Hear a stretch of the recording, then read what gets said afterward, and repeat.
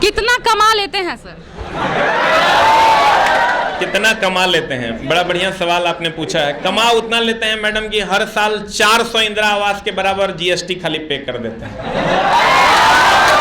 रहता है एक छोटी सी वैकेंसी का, तो हम तो सबसे सरकार से अनुरोध करेंगे कि आप वैकेंसियां देते रहिए जो आप प्रॉमिस किए हैं, और हम लोग भी आपको वोट देकर जिताते रहेंगे। आप हमको वैकेंसी दीजिए, हम आपको वोट देंगे।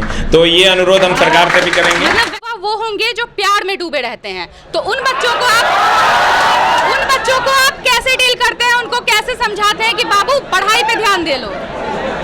उसमें थोड़ा सा कट ऑफ कम जाएगा, बाकी रिजल्ट तो होना ही है। बिहार को रेलवे का गढ़ माना जाता है, यहीं से ज्वाइनिंग लेटर मिलता है, तो वो मिलेगा ही मिलेगा। लेकिन जिनके पास सीट नहीं है वो पीछे खड़े हैं सर, उनको क्या बोलिएगा? वो लेट से आए इसलिए खड़े हैं क्या? नहीं, देखिए उनको पनिशमेंट मिलता है। अच्छा। जो बच्चे लेट से आएंगे तो उनको पनिशमेंट मिलेगा और वो पीछे खड़े रहते हैं। पीछे खड़े रहेंगे? एकदम पीछे खड़े रहेंगे, और अगले दिन तब वो टाइम से आएंगे। लेट हो जाती हैं और बोलती हैं सर बर्तन मांज रहे थे इसलिए लेट हो गए, तो उनको क्या बोलते हैं? देखिए लड़कियों के लिए क्या है ना, प्यार भी जरूरी है। तो काफी लड़कियां बोलती हैं कि एसके झा सर जैसा दूल्हा चाहिए, तो कभी कोई लड़की पसंद आई है? देखिए एक मिनट यार, ऐसा है कि अभी तो बहुत कमिंग। अभी हमारे साथ रेलवे के गुरु होने वाले टीचर हैं जो इनको बिहार के पूरे बच्चे ने रेलवे का गुरु घोषित किया है, और काफ़ी इनसे शिक्षा भी लेते हैं और काफ़ी बच्चे आगे भी बढ़ते हैं। सर आपसे मेरा एक सवाल रहेगा कि रेलवे की ग्रुप डी की परीक्षा खत्म हो चुकी है, रिजल्ट आने वाला है, क्या लगता है इस बार का रिजल्ट कैसा आएगा?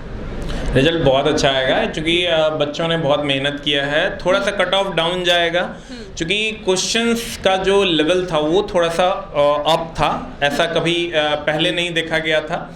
आज से पहले जो कभी नहीं पूछा गया था वो इस बार 2021-22 में पूछा गया। ऐसा क्यों सर? क्योंकि क्वेश्चन का ट्रेंड हमेशा बदलते रहता है। हम लोग जब बैठते हैं तो ये कहते हैं कि रेलवे का कोई माई बाप नहीं है, रेलवे क्या पूछ देगी उसका कोई माई बाप नहीं है।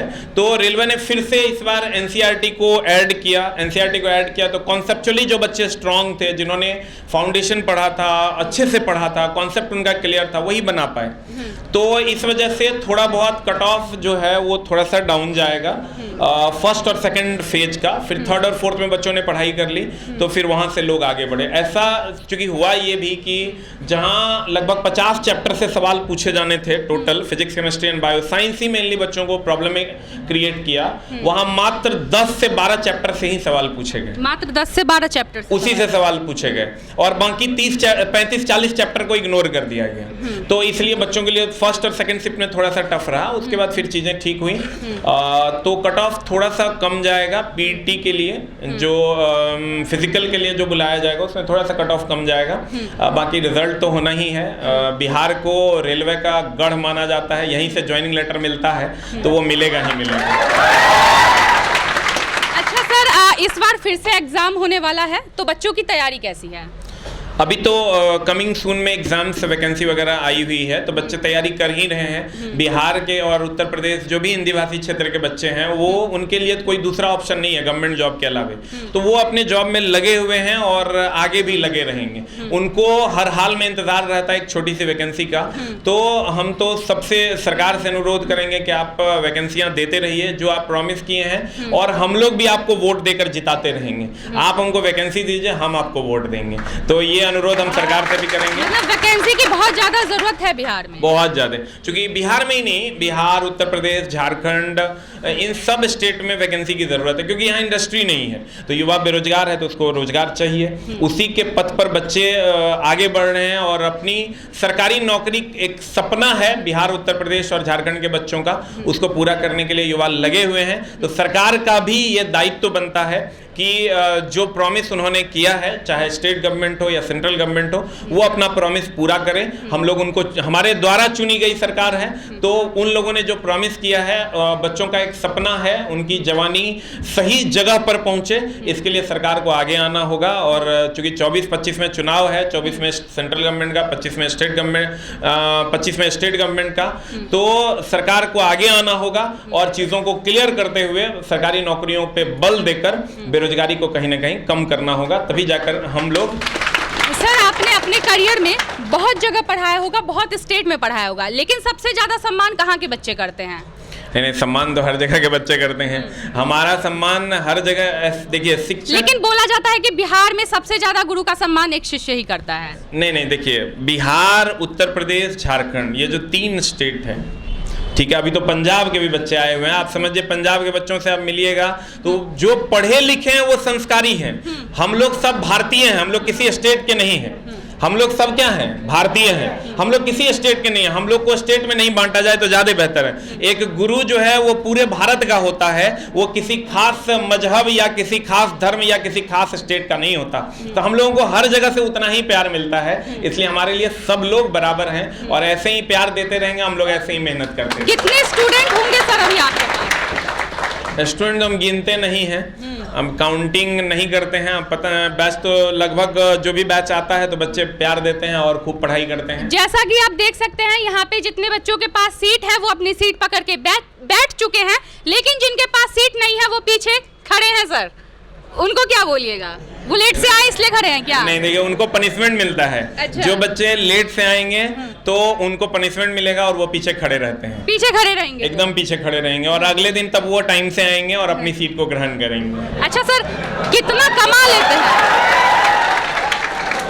कितना कमा लेते हैं सर? कितना कमा लेते हैं? बड़ा बढ़िया सवाल आपने पूछा है। कमा उतना लेते हैं मैडम कि हर साल 400 इंदिरा आवास के बराबर जीएसटी खाली पे कर देते हैं। कितना कमाते हैं? हर साल उतना जीएसटी पे कर देते हैं कि भारत सरकार 400 इंदिरा आवास मेरे पैसे से बना देगी। तो अप्रॉक्स 8 से 10 लाख रुपया पर मंथ का जीएसटी पे करते हैं हम। 18% और 30% इनकम टैक्स पे करते हैं। तो आप समझिए लगभग 400 घर जो है ना, हर साल हम लोग उस घर को उन लोगों तक पहुंचा देते हैं जिन लोगों को घर की जरूरत है। हम अपना पैसा सरकार तक पहुंचाते हैं, सरकार उस पैसे को समाज तक पहुंचाती है और हम लोग उतना कमा लेते हैं कि हम किसी की भी मदद कर सकते हैं, किसी की भी मदद कर सकते हैं। सर, कुछ दिन पहले आप मुफ्त में एनआईटी घाट पे भी पढ़ा रहे थे, तो क्या अभी वो आपने बंद क्यों कर दिया? क्योंकि एग्जाम हो गया है बच्चों का, इसीलिए उसको अभी रोका गया। फिर एग्जाम आएगा, फिर हम लोग उसको स्टार्ट करेंगे। एग्जाम हो चुका है। जो एग्जाम, सर, वो कॉन्सेप्ट क्यों था?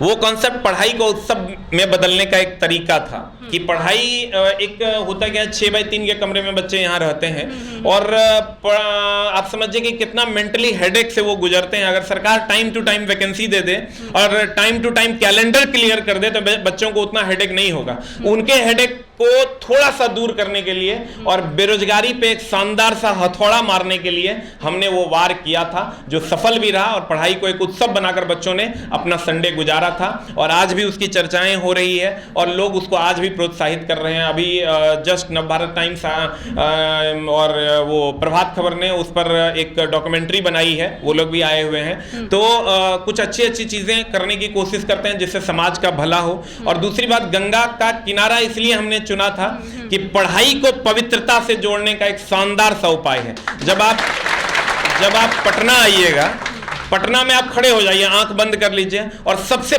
पवित्र चीज खोजिए तो आपको गंगा का किनारा मिलेगा।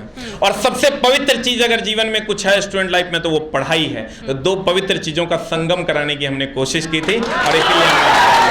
सर, जब आपने अपना ये बैच स्टार्ट किया था तब आपके पास कितने बच्चे थे?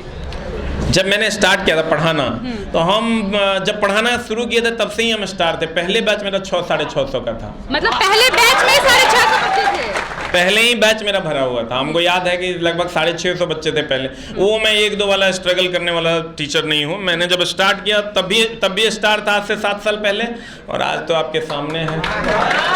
अच्छा सर, ये बताइए, आप बोलते हैं कि जो बच्चे लेट आते हैं उनको पीछे खड़ा होकर पनिशमेंट पे करना होता है, ठीक है। अच्छा, लड़कियां लेट हो जाती हैं और बोलती हैं सर बर्तन मांज रहे थे इसलिए लेट हो गए, तो उनको क्या बोलते हैं? देखिए, लड़कियों के लिए क्या है ना, लड़कियां उतनी फिजिकल फिट नहीं होती है जितना लड़के होते हैं, तो इसलिए लड़कियों को पनिशमेंट हम लोग नहीं देते हैं और कोई नहीं चाहता है कि लड़कियों को पनिश किया जाए। इसलिए कि जो हमारे समाज की माँ बहनें हैं वो फिजिकली उतनी फिट नहीं होती है जितना फिट लड़के होते हैं, इसलिए उनको तो पनिशमेंट देने का कोई सवाल ही नहीं उठता है। हैं। तो इसलिए उनको कोई पनिशमेंट नहीं दिया जाता है और हमारे क्लास की लड़कियां एकदम टाइम पे आ जाती हैं। एकदम टाइम पे आ जाते हैं। अच्छा सर, ये बताइए कि बहुत सारे बच्चे आपके पास हैं, इसमें ज़्यादा युवा वो होंगे जो प्यार में डूबे रहते हैं, तो उन बच्चों को आप कैसे डील करते हैं, उनको कैसे समझाते हैं कि बाबू पढ़ाई पे ध्यान दे लो? देखिए प्यार का नाम लेते हलचल मच गई भी युवाओं में। ये तो देखिए, ये होता क्या है कि प्यार भी ज़रूरी है, पढ़ाई भी ज़रूरी है, और सरकार अगर नौकरी न दे तो लड़ाई भी ज़रूरी है। तो प्यार तो बहुत अच्छी चीज़ है।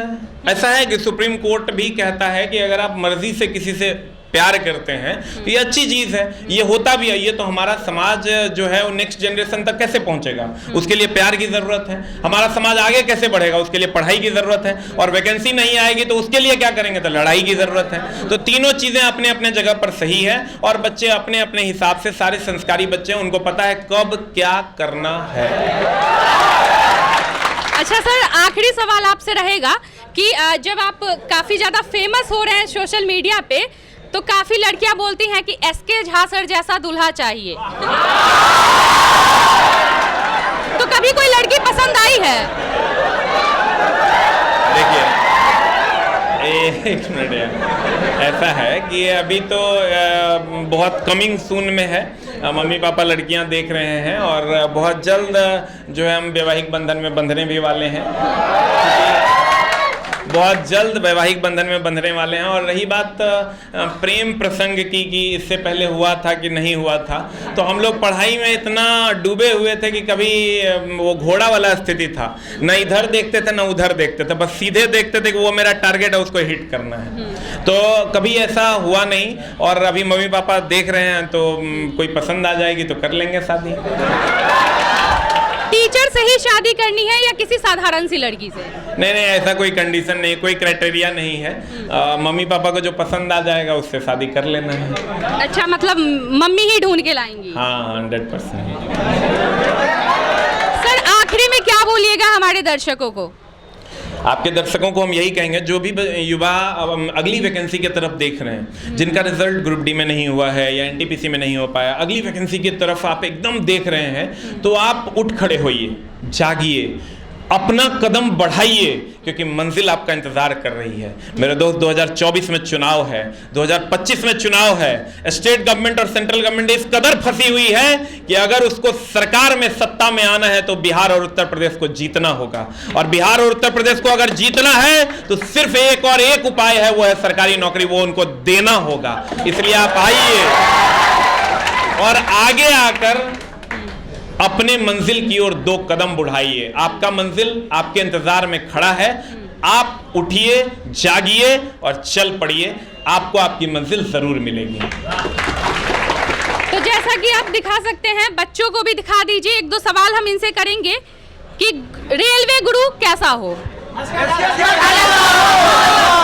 एसके झा सर जैसा। एसके झा सर में क्या पसंद है? बहुत साइंस अच्छे पढ़ाते हैं। साइंस इसके जैसा कोई नहीं पढ़ाते हैं। साइंस इनके जैसा कोई नहीं पढ़ाते हैं। ऑल इंडिया में कोई नहीं पढ़ाता। उम्मीद है कि नौकरी मिलेगी? 100%। 100%